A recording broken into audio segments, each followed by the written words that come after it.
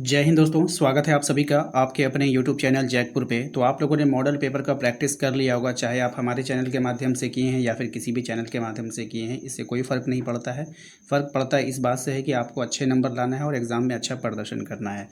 तो देखिए, हम आप लोग के लिए अब लेकर आए हैं वीकली टेस्ट का क्वेश्चन पेपर, जिसको आपको रिविज़न करके जाना है, क्योंकि यहाँ से भी क्वेश्चन आपके बन सकते हैं।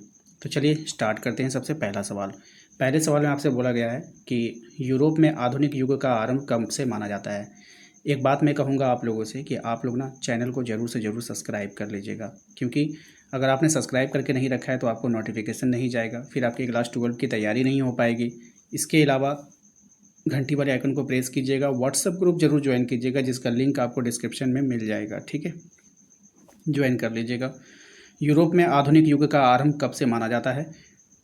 तो देखिए, यूरोप में आधुनिक युग का जो आरंभ माना जाता है ना, अगर इसकी हम सटीक आंसर की बात करेंगे तो 1450 के आसपास।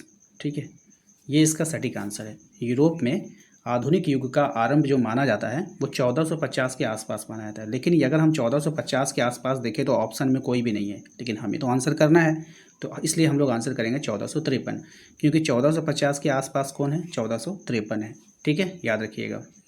अगर 1449 भी रहता तो हम लोग उसको कर देते आंसर। बात समझ में आया ना? आसपास। आइए क्वेश्चन नंबर 2 पर आते हैं। कह रहा है कि द प्रिंस पुस्तक का लेखक कौन है? तो द प्रिंस नामक पुस्तक का लेखक कौन है, बताइए। यहाँ पे 4 ऑप्शन आपको दिख रहे हैं ना, तो हो जाएगा आपका मैकियावेली। कौन हो जाएगा? मैकियावेली हो जाएगा। क्वेश्चन नंबर आते हैं 3 पर। इसमें कह रहा है कि पुनर्जागरण काल जाना जाता है। अब ये जो पुनर्जागरण काल है ये जाना जाता है किसके विकास के लिए? आपको बताता है कि सांस्कृतिक विकास हुआ था इसमें पुनर्जागरण काल में, सामाजिक विकास हुआ था, राजनीतिक विकास हुआ था, आर्थिक विकास हुआ था। तो ये हुआ था आपका सांस्कृतिक विकास। ऑप्शन नंबर ए हो जाएगा। ठीक है। क्वेश्चन नंबर अगर हम 4 की बात करें तो इसमें कह रहा है कि एंड्रियास वैसिलियस पादुआ विश्वविद्यालय डैश के प्राध्यापक थे। ये एक टीचर का नाम है। आपसे बोला है कि पादुआ विश्वविद्यालय में ये कौन सी क्या चीज़ पढ़ा रहे थे? चिकित्सा के जो है प्राध्यापक थे। ठीक है, मेडिसिन के। ऑप्शन नंबर ए हो जाएगा। क्वेश्चन नंबर आते हैं, इब्ने रूसद एक अरबी दार्शनिक था, वो कहाँ का रहने वाला था? फ्रांस का, जर्मनी का, ब्रिटेन का या फिर स्पेन का? तो ये जो है स्पेन का रहने वाला था। ऑप्शन नंबर डी हो जाएगा। क्वेश्चन नंबर आते हैं हम लोग 6 पे। इसमें कह रहा है कि मोनालिसा का चित्र किसने बनाया था? तो मोनालिसा का जो चित्र बनाया था, किसने बनाया था? आपको आंसर करना है। तो ये जो चित्र बनाया था लियोनार्डो दा विंची ने। ठीक है, ऑप्शन नंबर सी हो जाएगा। क्वेश्चन नंबर आते हैं 7 पे। कह रहा है कि अंतिम निर्णय चित्रकला के निर्माता कौन थे? तो अंतिम निर्णय चित्रकला के जो निर्माता थे वो थे आपका Michelangelo. Option number B हो जाएगा इसका करेक्ट आंसर। ठीक है। क्वेश्चन नंबर आते हैं 8 पे। कह रहा है कि अरबी भाषा में कौन अफलातून के नाम से जाना जाता था? तो अरबी भाषा में जो अफलातून किसको बोलते थे? प्लेटो को बोलते थे। किसको बोलते थे? प्लेटे को। ऑप्शन नंबर ए हो जाएगा। ध्यान रखिएगा, सभी सवाल देख लीजिए कितना अच्छा है और इम्पोर्टेंट है। क्वेश्चन नंबर आते हैं 9 पे। इसमें कह रहा है आपसे कि ग्रेगोरियन कैलेंडर के प्रचलन में लाने वाले पॉप कौन थे? तो इसके जो पॉप थे ना वो ग्रेगोरी 13वां था। कौन था? ग्रेगोरी 13वां। ऑप्शन नंबर सी हो जाएगा। क्वेश्चन नंबर 10 की अगर हम बात करें तो इसमें पूछा गया आपसे कैंटरबरी टेल्स के लेखक कौन थे? तो कैंटरबरी टेल्स के लेखक थे, देखिए ये सब बुक ऑथर ये सब तो एग्जाम के लिए इंपॉर्टेंट है ही। ठीक है, तो ये थे आपका जोफ्री चौसर। ठीक है, और देखिए यहाँ पे दांते है, डिवाइन कॉमेडी का लेखक है ये, है ना? दांते किसका है? डिवाइन कॉमेडी का लेखक है। तो इसको भी आप लोगों को याद रखना है। नेक्स्ट आते हैं हम लोग अगले सवाल पे। अगला सवाल है हमारा कि यूरोप वासियों द्वारा उपनिवेश की स्थापना का कारण क्या था? आखिर क्या कारण था कि उपनिवेश की स्थापना की गई यूरोप में? तो कच्चे माल की प्राप्ति, निर्मित माल की खपत, ईसाई धर्म का प्रचार। तो इनमें से सभी। देखिए, आपके अगर एग्ज़ाम में 3-4 अगर इनमें से सभी वाला आ गया ना तो आप लोग उसको कर दीजिएगा, क्योंकि 99.9% चांसेस होगा कि वही आपका सही होगा। ठीक है, चलिए, बहुत रेयर केस है कि वो गलत होता है।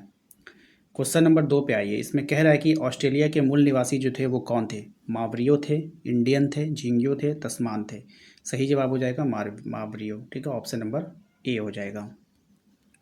क्वेश्चन नंबर आते हैं 3 पर। कह रहा है कि चीनी क्रांति कब हुई थी? 1949, 1811, 1911, 1921? देखिए, अगर हम बात करें सिर्फ चीनी क्रांति की अगर हम बात करें, ठीक है, तो 1911 से 12 में हुआ था ये। ठीक है, उस हिसाब से ये आंसर 1911 होना चाहिए। लेकिन क्वेश्चन अगर आपसे ये पूछे कि चीन में साम्यवादी क्रांति कब हुई थी, तब हमें 1949 करना है। ठीक है, बात समझ में आया। चीन में अगर साम्यवादी क्रांति कब हुई है तो 1949 में, और सिर्फ चीनी क्रांति अगर फिर से आपसे पूछ ले तो 1911 में। तो इसको ध्यान में रखना है आप सभी को। अगले सवाल पे आते हैं। क्वेश्चन नंबर 4 में कह रहा है कुओमिंतांग दल का संस्थापक कौन था। तो कुओमिंतांग दल का जो संस्थापक था वो थे डॉक्टर सन यात सेन। ठीक है, याद रखिएगा, ऑप्शन नंबर ए हो जाएगा। क्वेश्चन नंबर आते हैं 5 में, कह रहा है कि अफीम युद्ध किन दो देशों के बीच हुआ था। अब ये जो अफीम युद्ध हुआ था किन दो देशों के बीच में हुआ था, तो ये सबसे फेमस सवाल है, चीन एवं ब्रिटेन के बीच में हुआ था। ऑप्शन नंबर डी इसका यहाँ पे करेक्ट आंसर हो जाएगा। क्वेश्चन नंबर 6 पे आते हैं। इसमें कह रहा है कि टोक्यो का पुराना नाम क्या था। बहुत ही अच्छा सवाल। क्योटो था, ईडो था, ओसाका था, निप्पन था। सही जवाब इसका हो जाएगा आपका Kyoto. Tokyo Kyoto, Tokyo Kyoto, Tokyo yo yo. देखिए इसमें यो वर्ड लगा हुआ है, कितना आसान है याद करना। ठीक है, रिलेट कर लीजिएगा। क्वेश्चन नंबर आते हैं 7 पे, कह रहा है उपनिवेश स्थापित करने वाले को क्या कहा जाता है। तो उपनिवेश स्थापित करने वाले को हम लोग सेटलर बोलते हैं। क्या बोलते हैं बाबू, सेटलर बोलते हैं। ठीक है, ऑप्शन नंबर बी हो जाएगा। क्वेश्चन नंबर आते हैं हम लोग 8 पे, कह रहा है प्रियरी चारागाह कहाँ पे था। तो ये जो प्रियरी चारागाह था ये उत्तरी अमेरिका में था। याद रखिएगा, ऑप्शन नंबर ए हो जाएगा।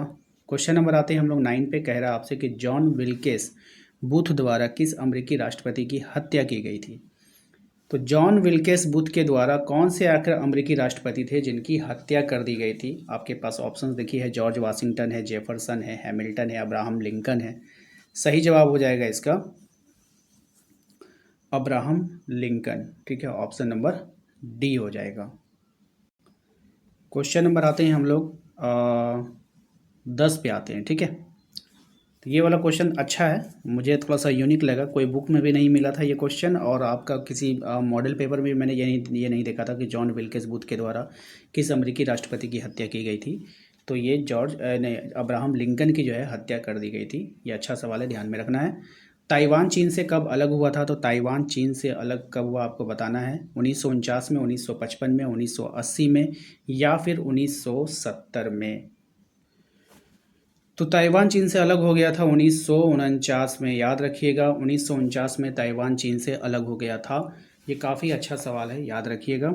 तो आशा करते हैं दोस्तों आज का ये वीडियो आपको पसंद आया होगा। वीडियो अच्छा लगा है तो प्लीज़ वीडियो को लाइक कर दीजिए। चैनल पे पहली बार आएँ सब्सक्राइब कर लीजिए, घंटी वाले आइकन को जरूर प्रेस कीजिए ताकि आने वाली हर एक वीडियो का नोटिफिकेशन आपके मोबाइल पे जाए। इसके अलावा आप हमारे व्हाट्सएप ग्रुप को ज्वाइन कर लीजिए, क्योंकि अभी इतनी ज़्यादा वीडियो अपलोड हो रहा है कि नोटिफिकेशन नहीं जा रहा है।